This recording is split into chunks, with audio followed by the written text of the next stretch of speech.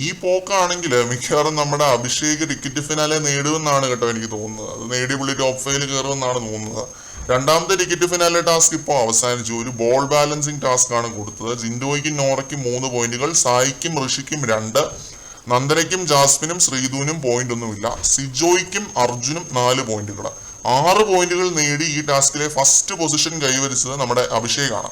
അതുകൊണ്ടാണ് ticket finale തൂക്കുമോ എന്ന് ഞാൻ ആദ്യം പ്രേക്ഷകരോട് ചോദിച്ചത്. അപ്പോൾ പോയിന്റ് നിലയിൽ ഇങ്ങനെ ടൈ വന്നതുകൊണ്ട് ബിഗ് ബോസ് പറഞ്ഞു 3 പോയിന്റുകൾക്ക് മുകളിൽ നേടിയവർ തമ്മിലൊരു ടൈ ബ്രേക്കർ ഉണ്ടാവും എന്നാണ്.